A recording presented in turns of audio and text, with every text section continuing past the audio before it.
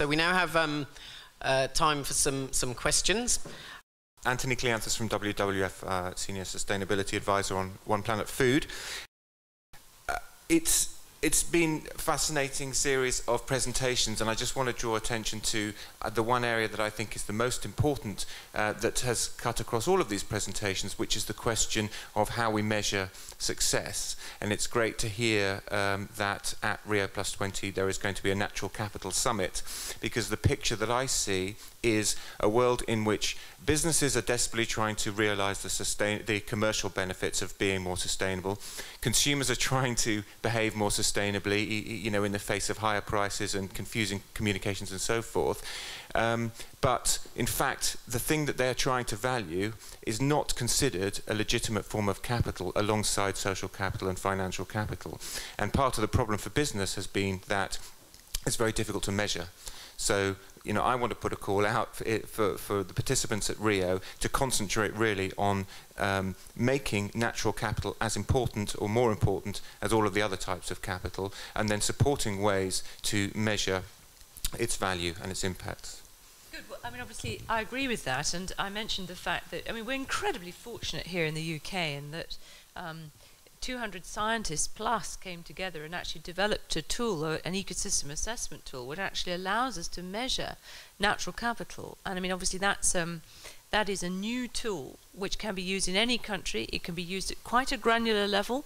You could work out the natural capital of the tea farming system in Kenya, in as much as you could work out the natural capital of the way we produce something in this country. So we have the scientific tools, and we can be proud of the fact that they were collated here.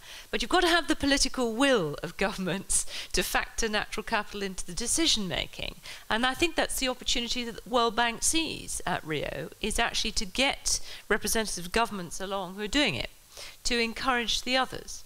I think there's another way also that we can measure success, and that's why I'm a supporter of the Sustainable Development Goals, because the Millennium Development Goals had some, you know, very clearly defined objectives which drove action. Not all of them have been fully completed, but it has driven action in the right direction. So I think one of the pieces of work beyond Rio, I think Rio may well get to the agreed themes. I think it'll take a bit longer to get to the precise goals, because they've got to be challenging, precise, and ultimately deliverable. So I think that piece of work, that is another way in which we will measure success. In the same way with the Millennium Development Goal, there's a goal of universal education for all children.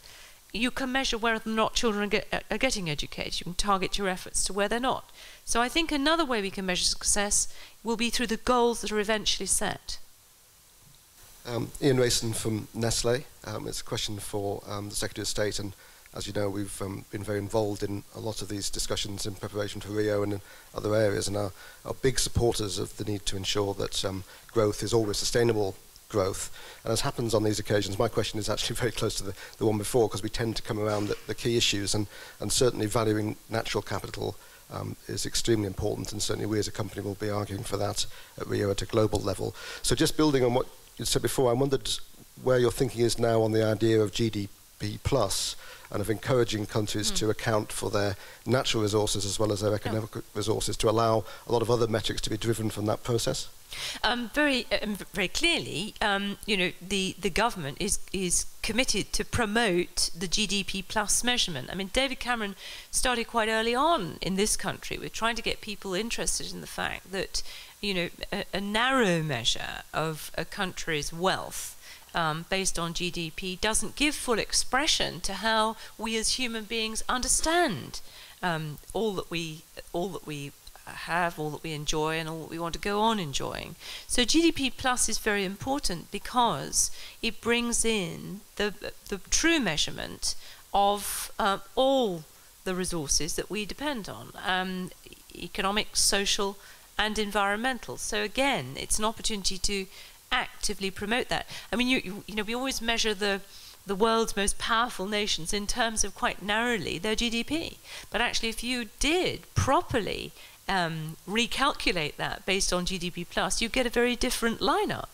And I think that would be quite a challenge, because I think it would make people realize where much of the world's natural resources are vested, how vital it is to steward those extremely carefully, and how it's in everybody's interest that we do that, which is the shared inclusive point. So when we talk about green growth and having the green economy based on a proper measurement of GDP plus with a true understanding of natural capital, we need to be clear we're talking about inclusive green growth, so that people like the farmers that Harriet's all her working life been trying to help don't lose out, so that people presently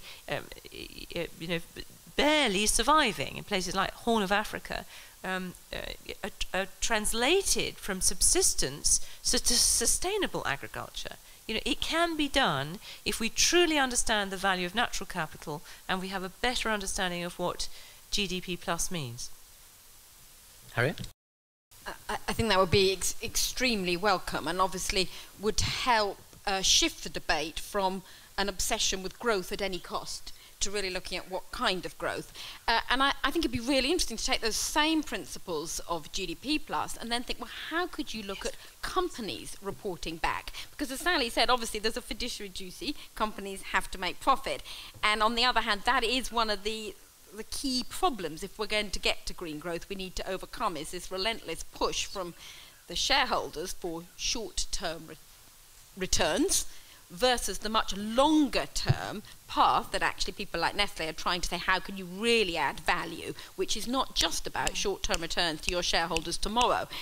And that's a very uncomfortable pressure point in a way. So the more we could get to an idea that you report back to the city on not only on profit but actually on many, many other indicators that would help present that wholer picture. Now we're a long way off that, because at the minute it feels a bit like here's the hard financial data and here's some anecdotes. So it's thinking, well, how can we really get to a GDP plus for company reporting? I think would be really exciting. Thank you, Harriet. Hello, it's Richard Heathcote from Heineken UK. We've heard that the really critical issues this morning are water and equity and biodiversity and policy, which is no real surprise because clearly they are. What I'm really interested in is how do those apply in the northern hemisphere, where the farmers are also averaging mid to late 50s as the average age. Yeah. What changes are going to be there? Yeah. I mean, you're absolutely right to draw attention to that. And one of the reasons why I'm going to be such a strong advocate of sustainable agriculture as one of the key themes for these sustainable development goals is because wherever you're farming, the issue of sustainability is key. I mean, we've just gone through, weather extremes, don't I know? I've been the butt of people's jokes about the fact that I declared a drought and then it started raining. I know, but actually I'm broad-shouldered, so I can take that. The important point is this is our experience. We had one of the driest Mays on March. It was very, very dry, followed by the wettest April on record, followed by, I'm sure you'd agree, a very cold May. And this is what the scientists have told us we must expect: the increasing frequency of extreme weather events. Very, very challenging for farmers all around the world, and Northern Europe not exempted. If we hadn't had that rain, Northern Europe would have been facing a really, really difficult situation with huge impact on crops and crop failure, quite likely. So sustainable agriculture is for all, and the great thing about that theme is I think it breaks down the old, north, south, developing, because actually that's not a very helpful guide anymore. Actually, the changes affecting the planet are global, they affect everyone, and looking at this inclusively, involving everyone, is actually more likely to drive change. I think there's a very good, if you like, image that encapsulates how much those problems are shared, which is that, of course, in supermarkets, the key products on which they're fighting the price wars are milk, bananas and bread. So you bring together there the farmers, if you like, of the Windward Islands who grow the bananas together with the milk farmers of Cumbria. And we actually did a fantastic exchange when the Cumbrian dairy farmers met up with banana farmers and found how much they shared. And I think then that speaks to our shared responsibility to try to change consumer attitudes, which is what Sally was talking about. As long as we go on promising people they can have food cheap, then of course people say, oh, fantastic, what a bargain. If you tell people why it's so cheap, they go, hey, I don't want to be part of that. And they're fundamentally decent. But we've got a responsibility then, and obviously it is the pre-competitive point that you're talking about, to somehow challenge each other not to only compete on price, not to give the public the delusion that they can have their happy milk farmer in Wales or their banana farmer in the Caribbean and still pay so little for the milk and bananas. In fact, spend only a third of their annual income on food and drink, which is dramatically less than we used to spend after the war. So I think that's a real collective challenge. It's a Food and Drink Federation challenge about how can we turn that around. Thank you, Harriet. Tim. Thanks. I just want to kind of flag up, as I tried to in my talk, that the issue of what is sustainable is an unanswerable question at the moment, and I think it's a relative term in terms of if we can probably do more about identifying what is more or less sustainable, but we can never identify what is sustainable. And one of the key issues in that is that the costs and benefits of doing anything are going to vary around the world, and they will also vary with who you talk to. So when you think about things like biodiversity, unless we value every species equally, which seems a daft situation, speaking as an ecologist, then we're going to be in the situation that do we value a European skylark more than a chunk of the biodiversity in a rainforest somewhere? How do we then say that actually ruining Europe, say, in inverted commas, ruining Europe is going to be a good thing or a bad thing relative to chopping down rainforest somewhere else? So actually, what is sustainable is going to be really difficult, and what is sustainable in Europe might not be, exactly the same action might not be sustainable somewhere else in the world. And so we have to take into account that there isn't a one-size-fits-all, and actually what is going to be good for a particular place and good on a global level might be different. So in a global situation, Europe is very, very, very, very good at producing grains. Absolutely, and is going to stay very good when most of the other major grain producing parts of the world get less good as climate change happens. So should we then say on a global scale, because we are so good, we should drive production hard because other parts of the world will not be able to do so?